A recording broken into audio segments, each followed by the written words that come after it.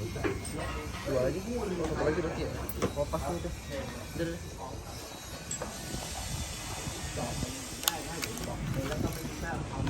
Nah, ini baru benar.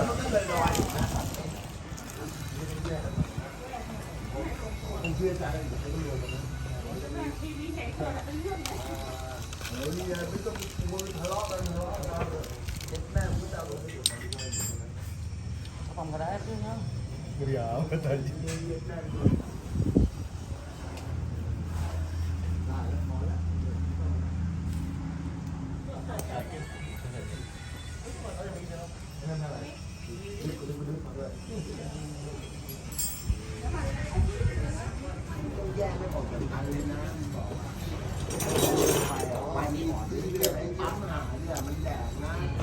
ปั๊มเนี่ยจริงๆแล้วเนี่ยต้องเป็นโหลดมันถึงได้ได้หมุนช้ากว่านี้อีกนะพูดฟังนะปั๊มน้ำเนี่ยบอกว่ามึงต้องเป็นโหลดตรงนี้นะก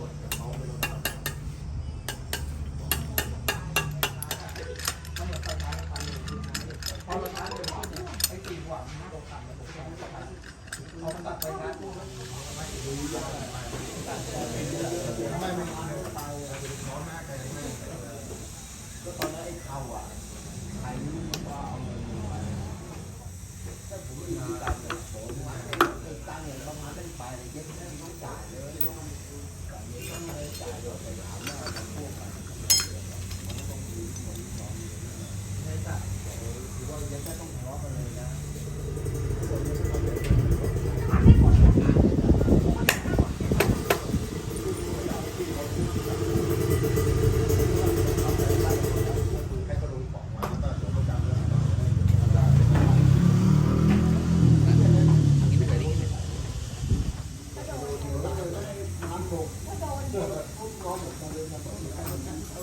Yang pakai apa?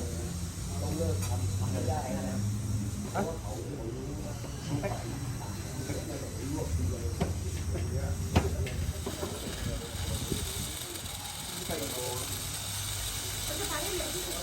Đam đây đấy. Để nó lai hại nha.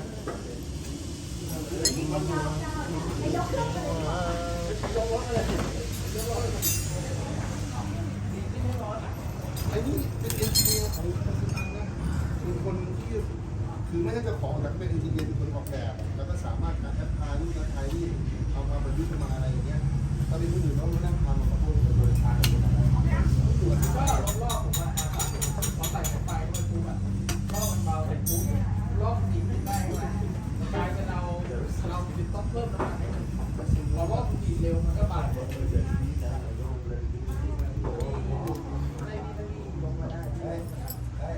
เขาบอกว่าร้องเจอหัวตัดร้องไปทางงงเลยร้องงงเนี่ยเยี่ยเสื้อใหม่เลย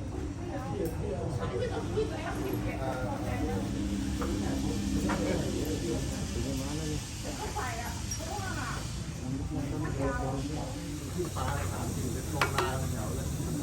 ถามที่หน้าต่ออย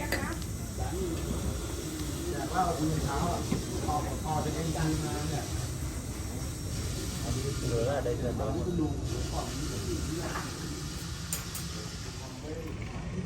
ไม่ดีอ่ะเดี๋ยวที่แดงรอดูเลย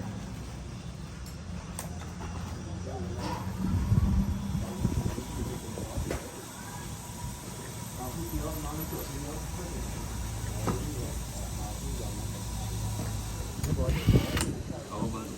เอาดูจะใช่ปะ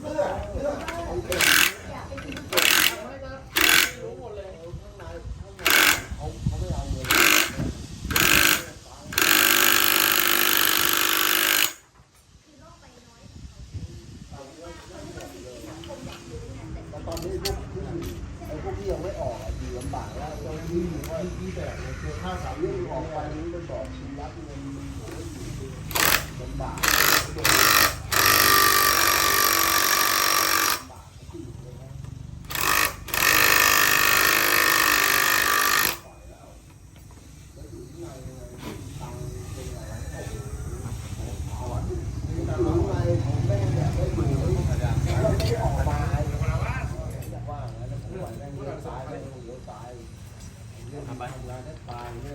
เป็น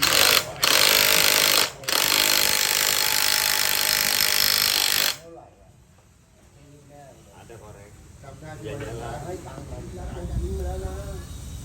ยาวเดี๋ยวนั้นถ้าบอกว่าดีกันมานะโดยมาก็ต้องตายอะไรด้วยลบไม่มีคนเลยอ่ะแล้วรถแม่เขาอยู่ใต้นั่งหลังแม่เลยเอารถออกมาเลี้ยงแม่ยกรถออกมาได้เลยอ่ะตัวเลยอ่ะ ที่มองหัวเนี่ยคนออกมากลับมาเสร็จแล้วก็หกสิบทีเดียวคนขายนั่นเลยขายเสร็จเข้าบ้านเลย ได้วันนี้ ดีเลยอ่ะ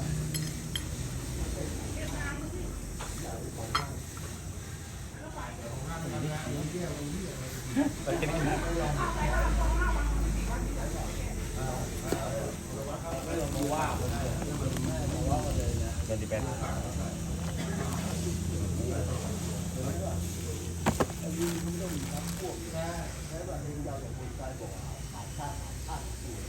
ที่ไม่ทำหนูค้าหนูแข็งหัว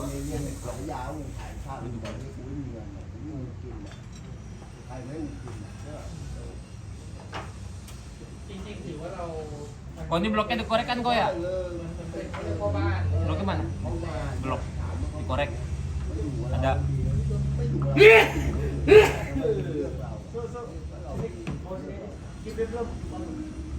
ี่วันที่เรียกไปที่ดู เพราะว่าผู้ชายเนี่ยมันดันไปลงสนามหนึ่งแล้วก็ตกสนามหนึ่งไม่มีคะแนน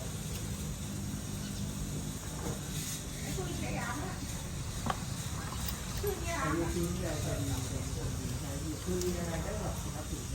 ดีเลยที่ไม่มี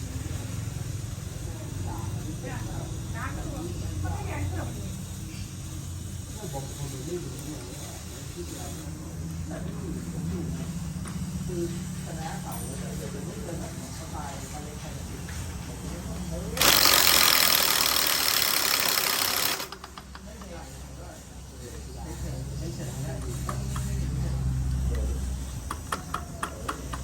้องให้เกียรติคนโตด้วยผมว่าต้องเกียรติ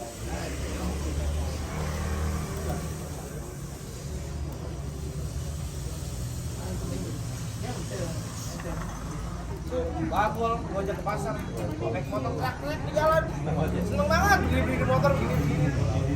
Gua mau dibilang kesian mah gimana ya?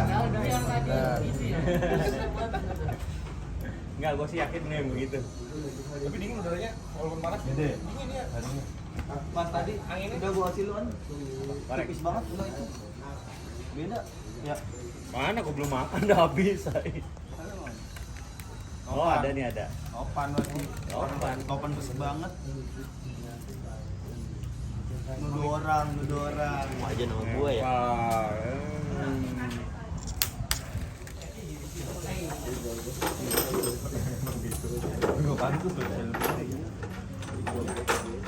Ya, namanya di situ diganti itunya itu Mas. bang. Kos kaki yang panjang mana? Stocking.